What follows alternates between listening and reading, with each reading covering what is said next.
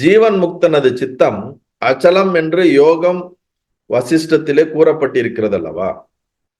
ஜீவன் முக்தன் அதாவது என்லைட்டன் பர்சனுடைய சித்தம் மனமானது அச்சலம் என்றால் அன்மூமெண்ட், மூமெண்ட் இல்லாத இதாக யோக வசிஷ்டத்திலே கூறப்பட்டிருக்கிறது அல்லவா. ரமண மகரிஷி யோக வசிஷ்டத்தை நிறைய இடத்துல ப்ரமோட் பண்றாரு, நிறைய இடத்துல சொல்றாரு. அதுல இருந்து நிறைய குறிப்புகளை எடுத்து சொல்லிக்கிட்டே வர்றாரு. நம்மளும் யோக வசிஷ்டத்தை பண்ணியிருக்கிறோம் சில வருடத்திற்கு முன்னாடி, அது யூடியூப்ல இருக்கும், அதை கேட்டுக்கலாம். அதுல என்ன இந்த கேள்விக்கு பதில் சொல்றாருன்னு பார்ப்போம். அச்சல சித்தம் எனினும் சுத்த மனம் எனினும் பொருள் ஒன்றே. அசையாத சித்தம், நிலையான சித்தம். மனம் என்பது தொடர்ந்து எண்ணங்களை உற்பத்தி பண்ணி அது ஒரு வைப்ரேட் பண்ணிக்கிட்டே இருக்குது. ஒரு பெண்டுலம் மாதிரி இதுவா அதுவா இதுவாதுன்னு ஓடிக்கிட்டே இருக்குது.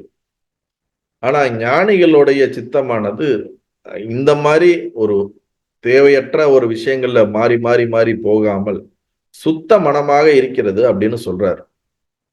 ஞானியின் மனமோ சுத்த மனம் எனப்படும். மேலும் வாசிஷ்டத்தில் பிரம்மம் எனப்படுவது ஞானியின் மனமே என்றும் சொல்லப்பட்டிருக்கிறது.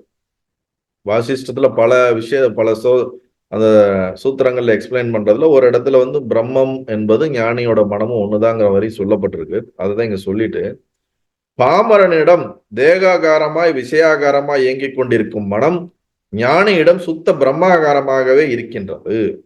காணப்படும் அவனது பிரவித்திலும் நிவர்த்தியிலும் என்பதே தாத்பரியம்.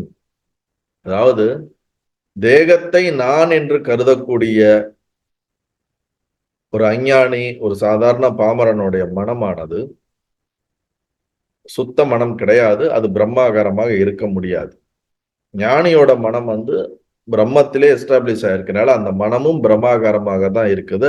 அந்த மனதினால் அவனால் செய்யப்படுகின்ற விஷயங்களும், அவனால் திங்க் பண்ணப்படுறது, செய்யப்படுறது எல்லாமே அது பிரம்மாகாரமாகத்தான் இருக்கிறது அப்படிங்கிறத அவர் மீன் பண்றாருங்க என்பதே தாற்பயம்.